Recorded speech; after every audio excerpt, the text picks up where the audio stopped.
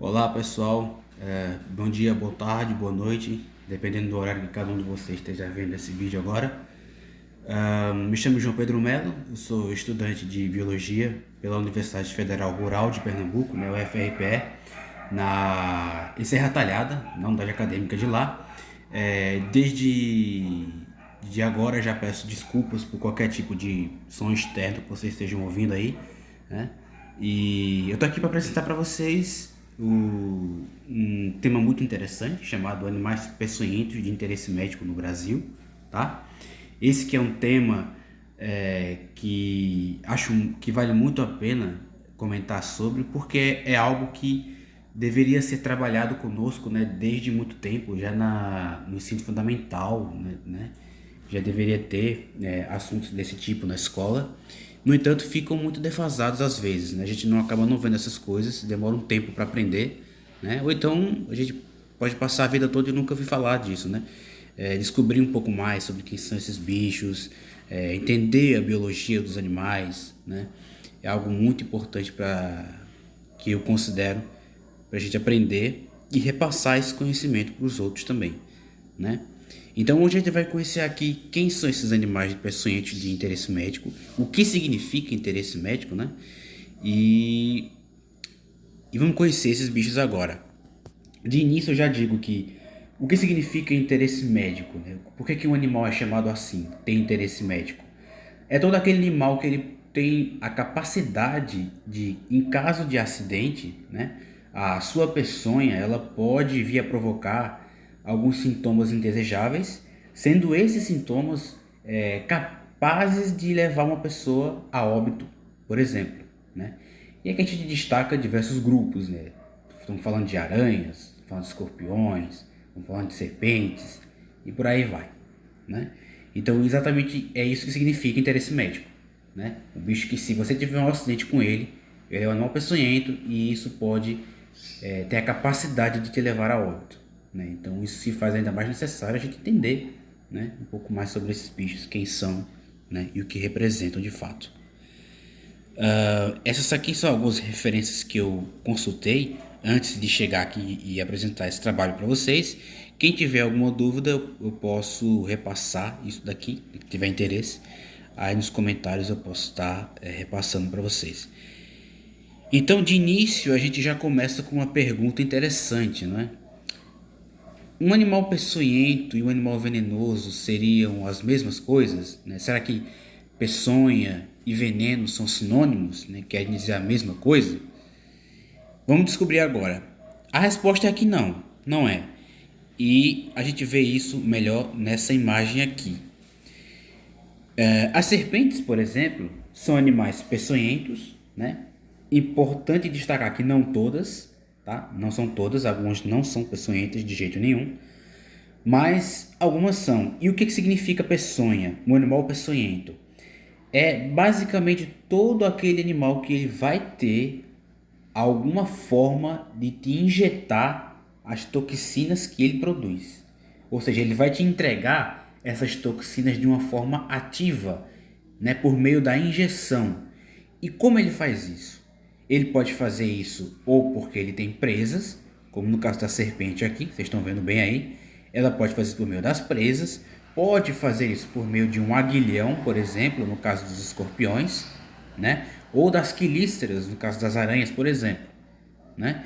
Então, todo animal peçonhento, ele é aquele que produz toxinas, né? E ele pode te injetar isso, ele pode te entregar essa toxina por meio de um aparelho especializado. No caso, presas, aguilhões, quelíceras, ferrões também, né? Então, isso basicamente é o que caracteriza um animal peçonhento, né? E como eu quis colocar aqui a serpente como principal exemplo, tá? Já o animal venenoso, ele é o contrário disso. Ele não consegue injetar, não consegue entregar as toxinas que ele produz. O exemplo mais comum disso é o sapo, né? São os sapos. Ao invés disso, para que essa toxina te seja entregue, você precisa fazer alguma coisa, né? Porque assim, ele vai produzir toxinas, beleza. Mas ele não tem como te entregar, ele não tem ferrão, ele não tem presa, não tem aguilhão. Então, basicamente, ele vai te entregar de forma passiva. Então, para isso é necessário você ir lá e literalmente comer esse bicho, né? Você precisa ingerir o sapo para que ele possa te provocar algum mal, vamos colocar dessa forma, né? Você precisa ir lá nas glândulas paratóides do bicho, que é as glândulas de veneno dele. Aqui atrás dos olhos, vocês podem ver ali, ó. Atrás dos olhos do bicho tem uma protuberância ali, né? É ali que está localizado o veneno. Então, você tem que apertar aquilo ali para sair. Ele não vai jogar isso em você, né? Você precisa fazer alguma coisa para você ser intoxicado. Então, isso é o que diferencia um animal peçonhento de um animal venenoso, né? Repetindo rapidamente, o animal peçonhento ele tem aparelhos para te injetar ativamente a peçonha, presas, aguilhão, ferrão e por aí vai. Os sapos, que são animais venenosos, eles não têm como te entregar essa toxina que ele produz. Para isso você precisa ingerir o bicho, né? E aí ele te entregaria de forma passiva. E basicamente é isso que a gente precisa saber aqui a primeiro momento, né? Aqui a gente tem uma foto do Christoph Meyer, né? Que seria uma bela capa de livro, né? De um animal peçonhento e um animal venenoso juntos. Aí a gente tem um Hanitomeia wakari, que é o sapinho ali, que é chamado de sapinho flecha, né?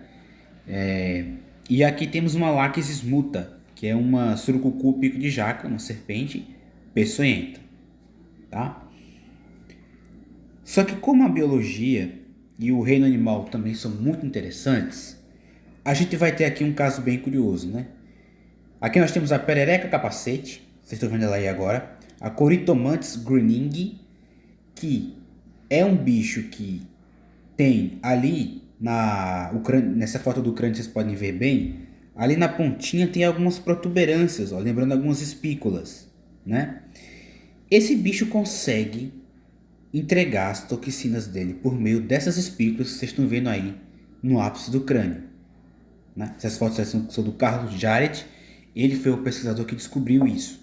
Essas pequenas protuberâncias aí na frente podem te entregar a toxina que essa perereca produz, que esse anfíbio produz. Então, se assim ele se encaixaria melhor em um animal peçonhento do que venenoso, concorda?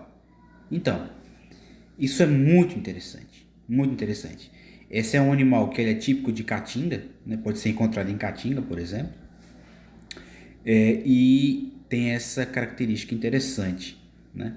Bem incomum. Da mesma forma, a gente tem serpentes que podem entregar veneno ao invés de peçonha, né? Pode ser venenosas. A gente tem aqui o caso da quilha de tigre, perdão, que é o gênero Rhabdophis, um gênero de serpentes asiáticas. Elas são peçonhentas, tá? Elas possuem presas inoculadoras de peçonha, tá? Mas ao mesmo tempo, essas serpentes são venenosas. Por quê? Elas têm o hábito de se alimentar de anuros, que são sapos, né, os anfíbios, os sapos, e elas conseguem roubar o veneno do sapo e armazenar atrás do pescoço, numa glândula especializada que vocês estão vendo ali, ó, nessa foto 2, ó. Vocês podem ver ali, uma protuberância ali atrás, ó. Ali é onde está armazenado o veneno que essas serpentes sequestram dos anfíbios que elas se alimentam. Como eu estou gravando do celular, eu não tenho como passar um cursor de mouse para mostrar melhor, mas vocês estão vendo ali, né? Então, é um caso curioso também, né? Uma exceção. Serpentes que ao mesmo tempo são peçonhentas, mas também venenosas, né? Porque roubam o veneno do sapo e colocam ali atrás da cabeça. Isso é muito curioso.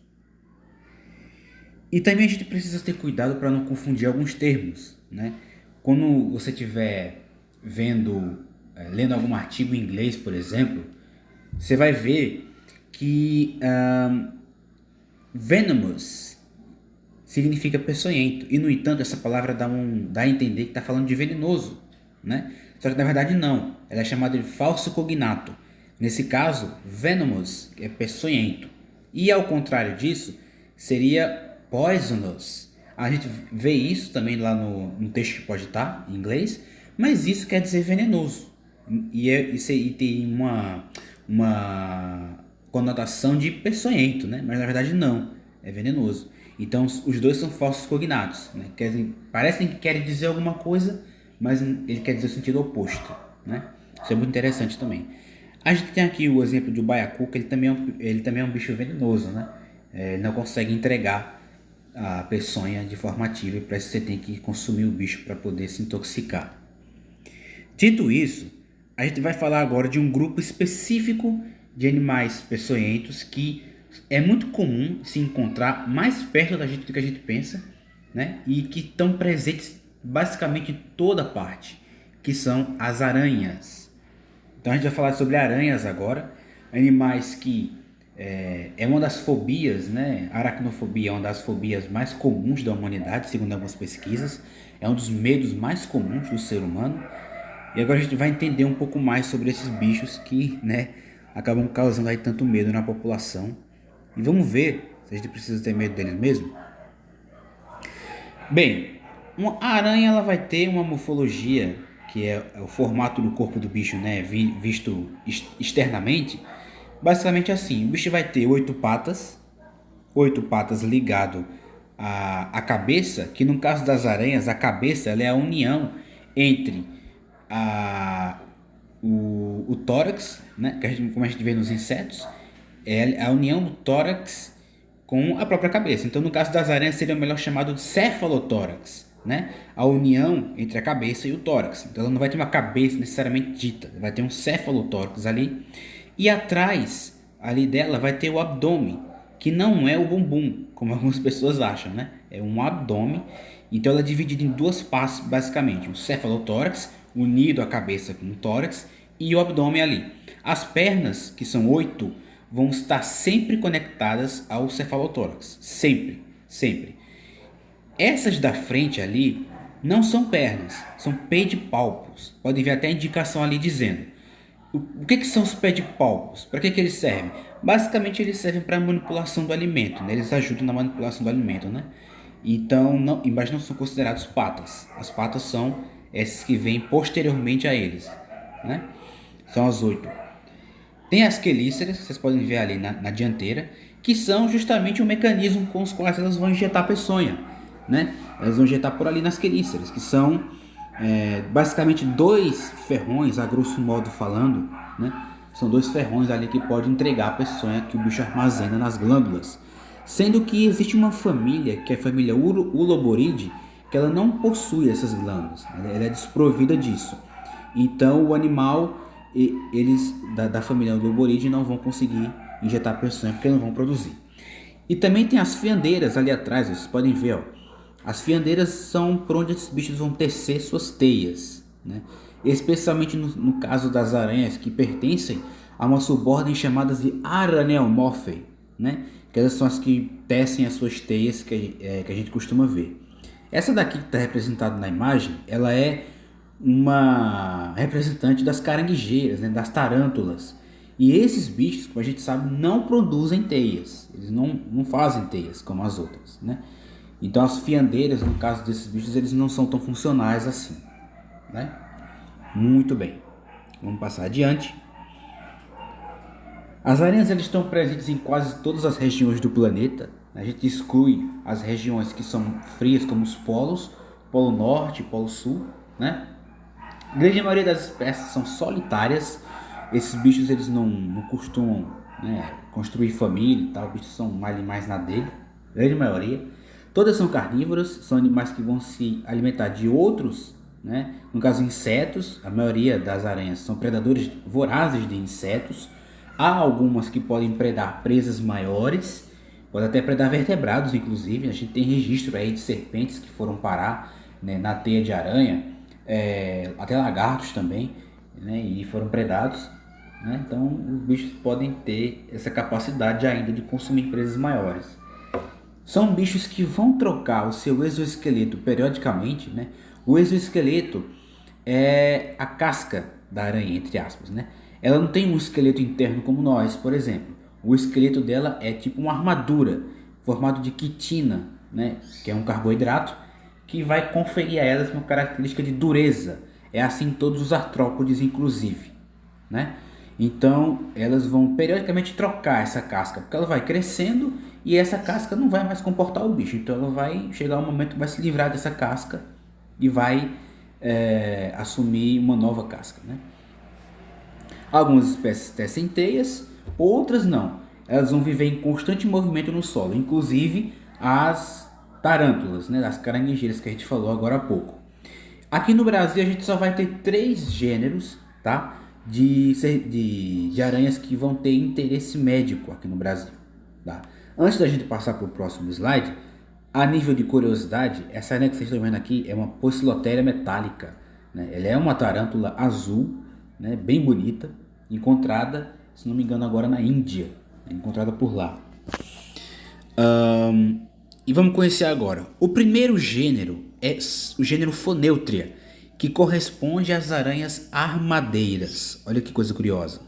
As aranhas armadeiras são essas aranhas aí que muita gente já ouviu falar, que assumem essa postura defensiva de se armar quando se sente ameaçada, né? Essa daí da foto, por exemplo, é uma Phoneutria nigrivente, nome científico dela, uma espécie das mais comuns de armadeiras que a gente encontra no Brasil, especialmente no lado sul e sudeste do país, né? Então as aranhas armadeiras, elas pertencem a uma família chamada de Quitenidae, tá? Quitenidae. E as aranhas dessa família também são classificadas como aranhas errantes, né? São aranhas que vivem também, assim como as caranguejeiras e as tarântulas, né? Tem o costume de ficar mais ali no solo, caminhando, andando, né? Não tem esse costume de viver em teias, né? O bicho vive mais ali, caminhando pelo solo. E aqui a gente tem alguns exemplares da família Quitenidae, né? Temos aqui uma Phoneutria hyde, que é uma armadeira, né? Temos também o Centroctynus brevis, uma Quitenus medius, que são bichos bem bonitos, né? Mas não são armadeiras. São da mesma família, mas são chamadas de aranhas errantes, por pertencer à família Quitenidae. Tem hábitos noturnos, quando o bicho vai estar mais ativo, ali durante a noite. Durante o dia elas vão se esconder, né?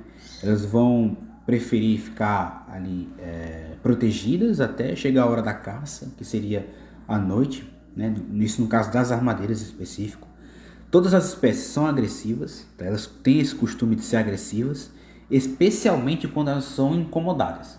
A gente consegue ver que as armadeiras, quando elas atingem essa postura defensiva aí, como vocês podem ver na Phoneutria hyde, o bicho dispara para todo lado, ele não perdoa nada, o bicho se torna realmente bem agressivo, né? Pode até saltar, elas inclusive têm essa capacidade de saltar alguns centímetros, né? No máximo ali uns 30, 40 centímetros, elas podem saltar, né? E podem ficar bem nervosinhas, bem nervosinhas. Mas para isso basta você não incomodar o bicho, né? Você não chega perto, você deixa o bicho quieto lá na dele, que não vai ter nada, basicamente é isso, né? O bicho só vai realmente atingir essa postura aí se ele sentir que está sendo ameaçado por você, né? Elas também são chamadas de aranhas das bananeiras, porque elas têm o costume de ficar, né, próximo de plantação de banana. Você pode encontrar elas até mesmo nas próprias bananeiras, né? Já teve registros de pessoas que encontraram, até se acidentaram com esses bichos aí nas bananeiras, tá? Essa foto aqui é um exemplo, né? Esse cara encontrou essa aranha armadeira aí, essa Phoneutria, nos cachos de bananas, né? Foi enviado lá no grupo do Facebook do qual eu faço parte. Depois eu posso falar mais sobre isso para vocês.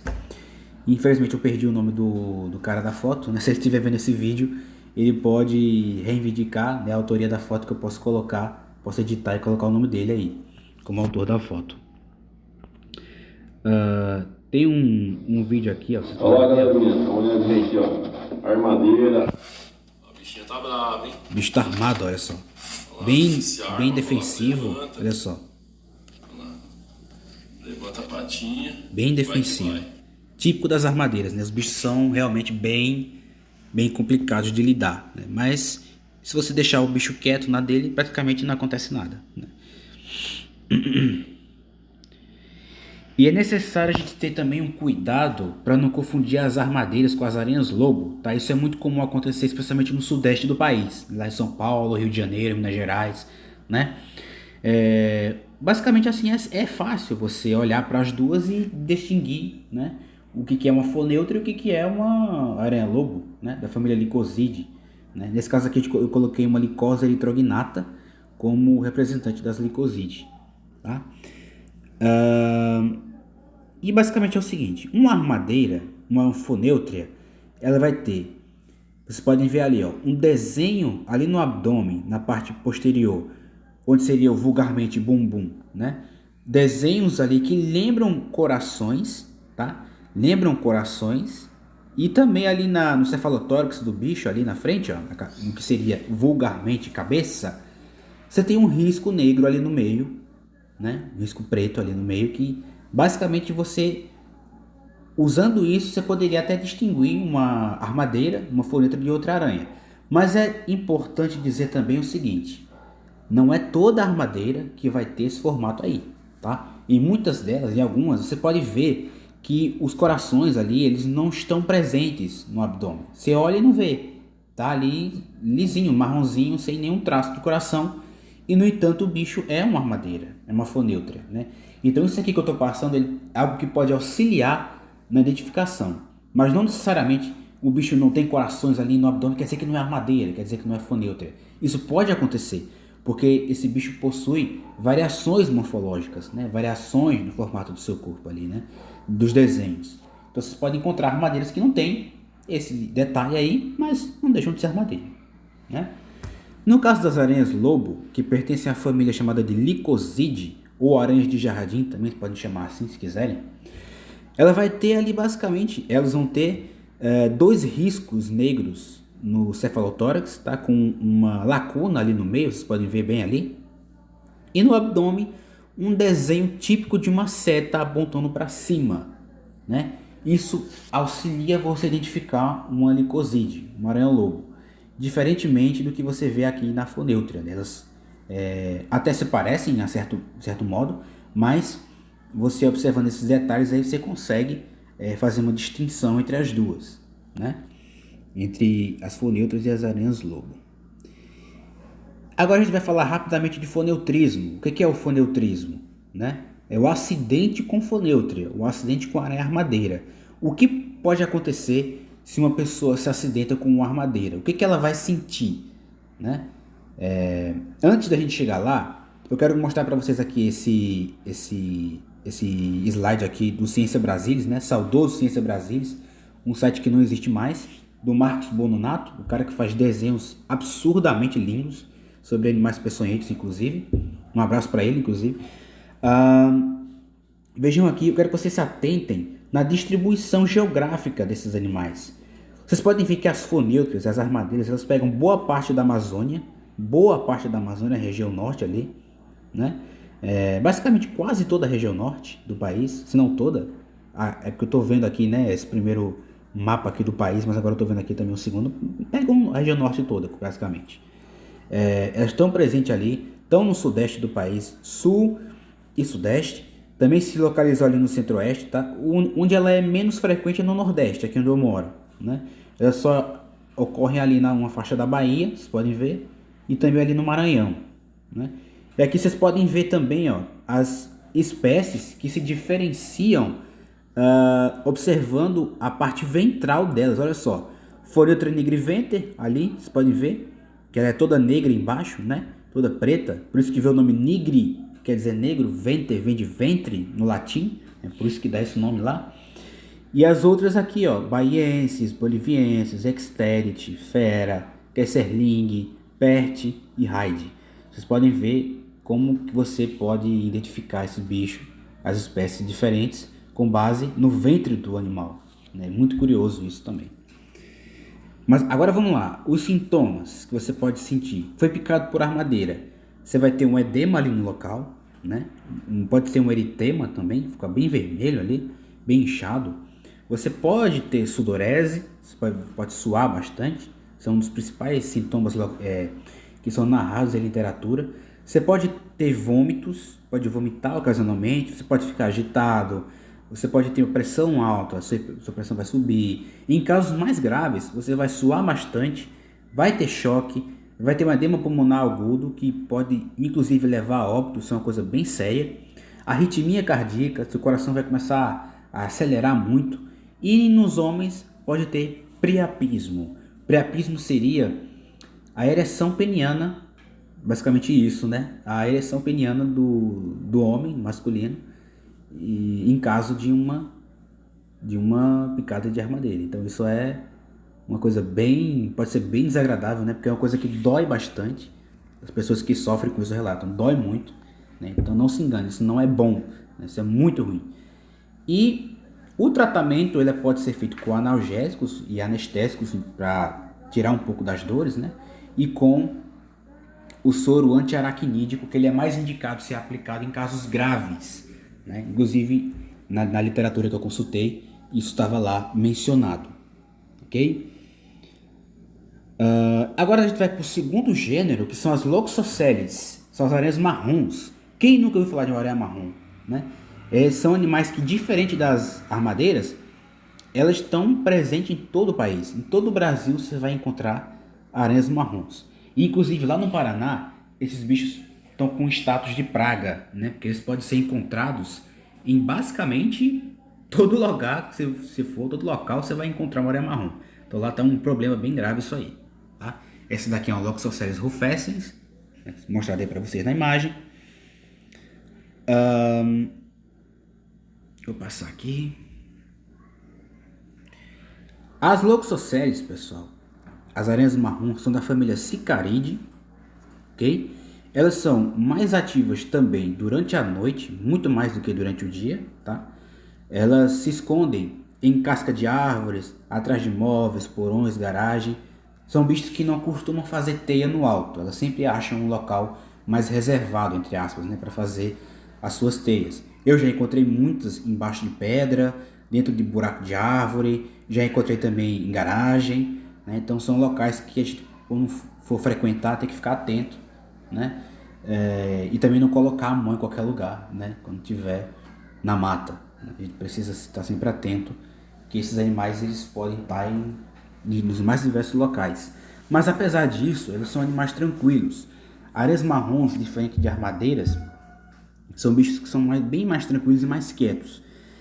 Mas quando um acidente acontece, é sempre da mesma forma, né? O bicho às vezes pode entrar numa roupa, pode entrar numa camisa, num short, enfim, uma vestimenta.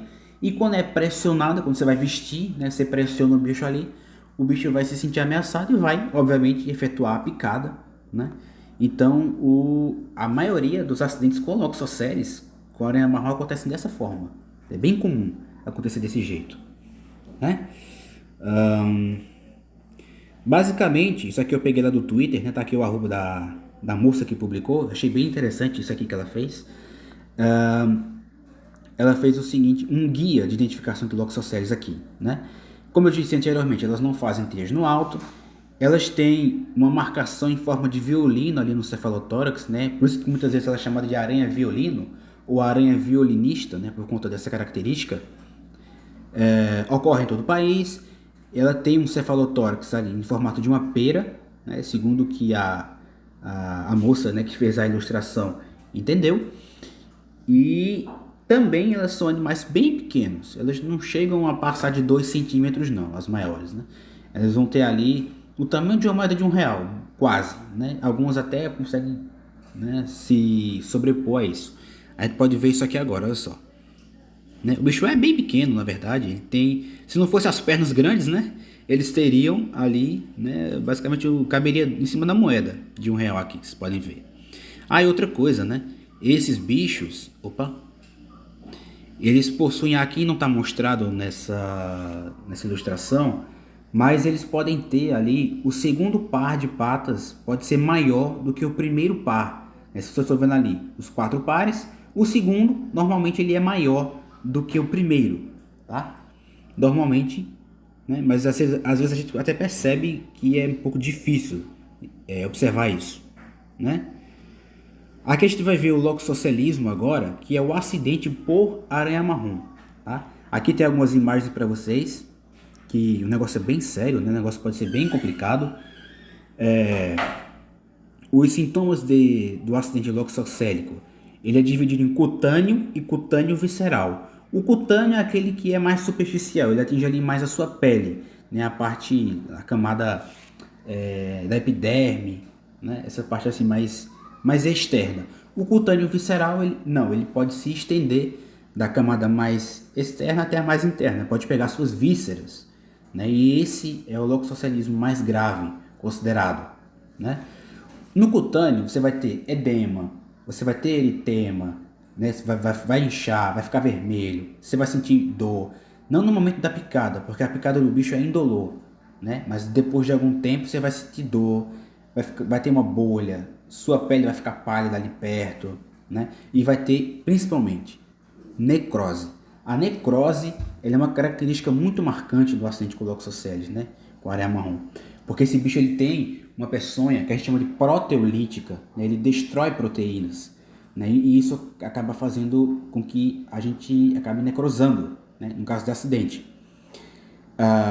E no caso do loxoscelismo cutâneo visceral, aí a gente vai ter coisas mais graves. A gente vai ter icterícia, né? Você vai ver que você vai ficar vermelho não, perdão.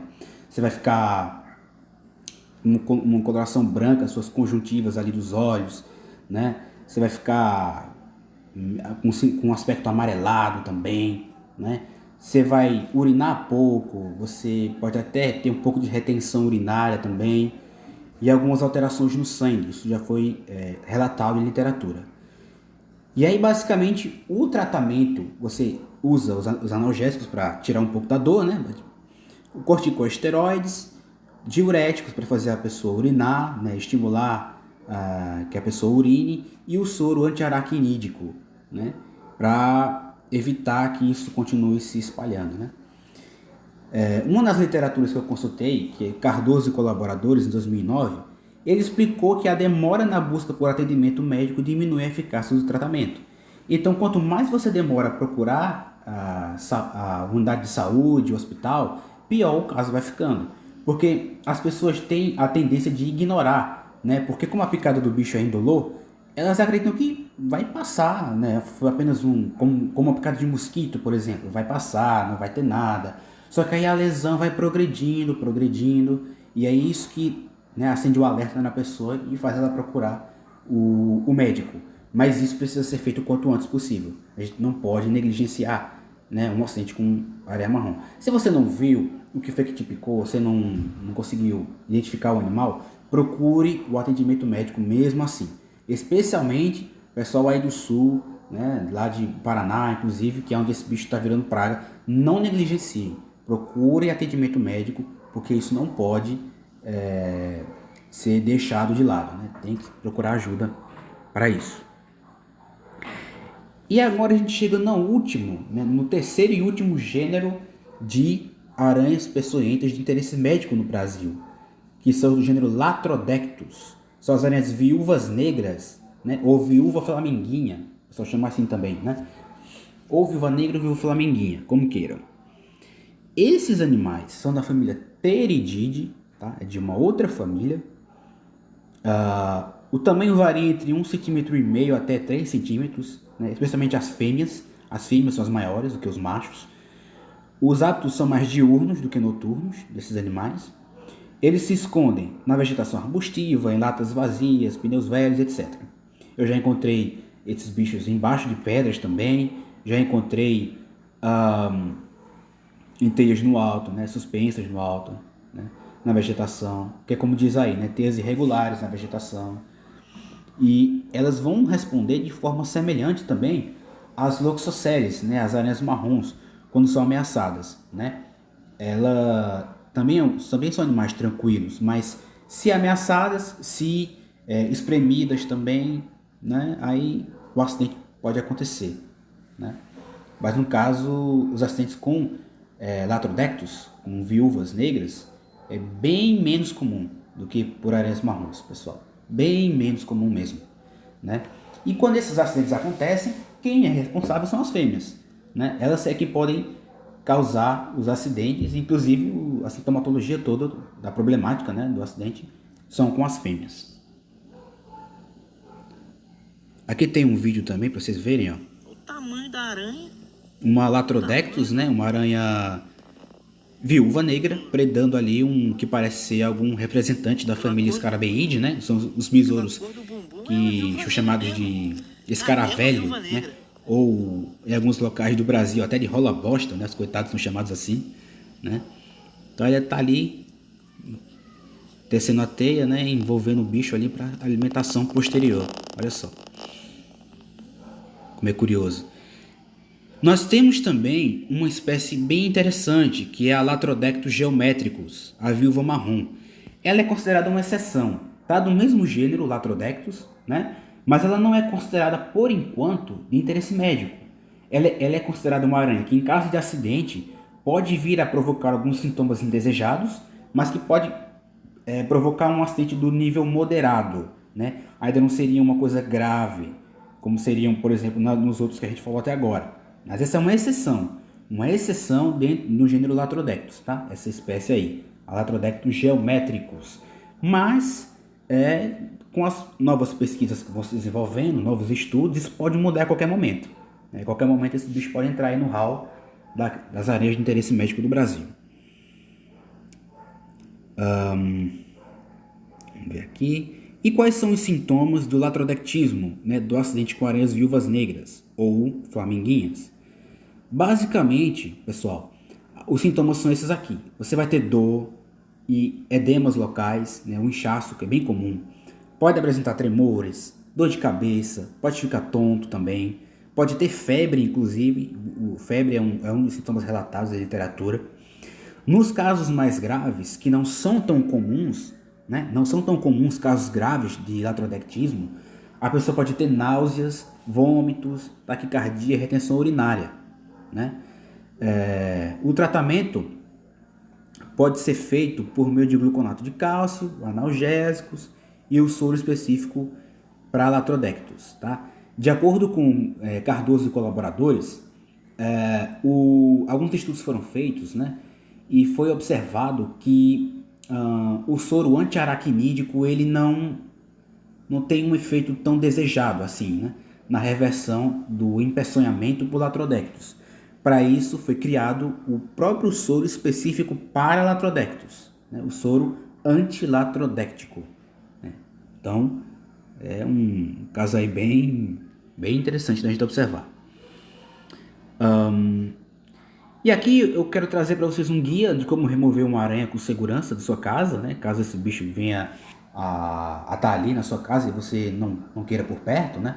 Você pode usar essa técnica aí do Instituto Butantan, de usar um pote de vidro ou de plástico, seria melhor um pote de plástico, né?